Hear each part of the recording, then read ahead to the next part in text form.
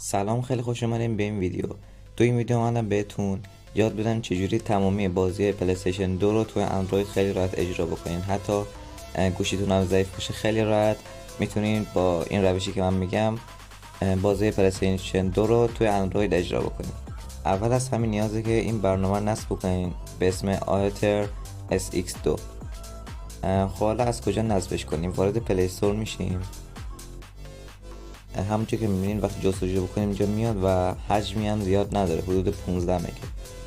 وقتی که نصب کردیم نیازه که ما فایل سیستمیش هم دانلود بکنیم. برای این کار وارد مرورگرمون میشیم و توی گوگل سرچ میکنیم آیتر SX2 بایوس گیت هاب. وقتی که اینو جستجو کردیم وارد اولین سایت میشیم. این سایت گیت هاب هست. وقتی که واردش میشیم روی ویو کد بزنیم و آخرین فایل رو دانلود میکنیم، همین سونی پلی استیشن 2 بایوس روی این میزنیم و برای دانلودش هم میزنیم روی دکمه ویو راو.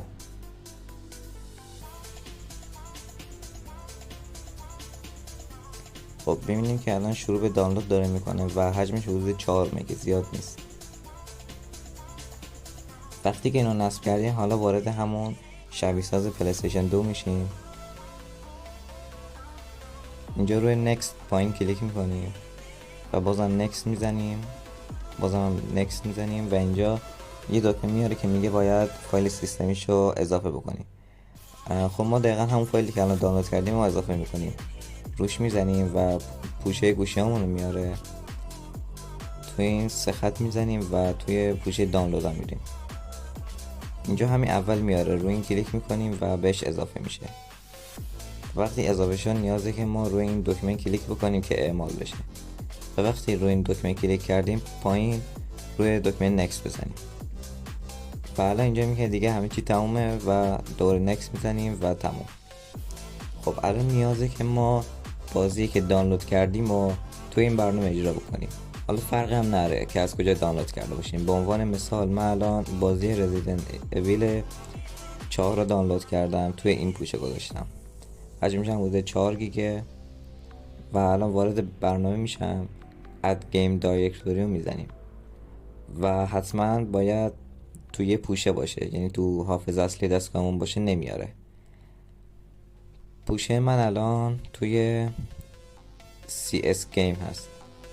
خب الان یوز دیس فولدر رو میزنیم پایین و آلا رو میزنم و الان میبینیم که این بازی رو آورد و برای اینکه اجراش بکنیم روش کلیک میکنیم و بازی اجرا میشه. خب همونجور که گفتم رو بازی الان کلیک کردیم و منتظریم که بیاد. الان یس میزنیم، بازم یس.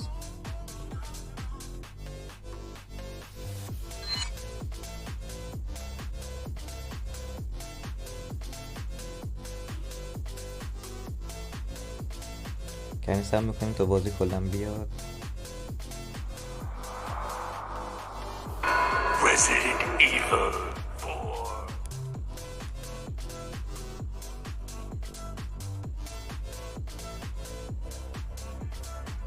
بعدا میبینیم که بازی خیلی راحت اومده بالا و هیچ لگی نداره و خیلی راحت تونسته روی گوشی ما اجرا بشه. در آخر بگم که این بهترین شبیه سازی بود که من پیدا کردم. واقعا از این بهتر دیگه نیست، چون که نه لگی داره تو بازی کردن و نه دردسر خاصی داره بر نصب کردن. خوشحال میشم که ویدیو لایک کنین اگه از این آموزش استفاده کردین و کانال من رو دنبال بکنین که ویدیو بعدی من دست ندین و اگه هم خواستین زنگوله کانال من فعال بکنین که اعلان ویدیو بعدی برای شما بیاد. مرسی که تا اینجا ویدیو همراه هم بودین و خداحافظ تا ویدیو بعدی.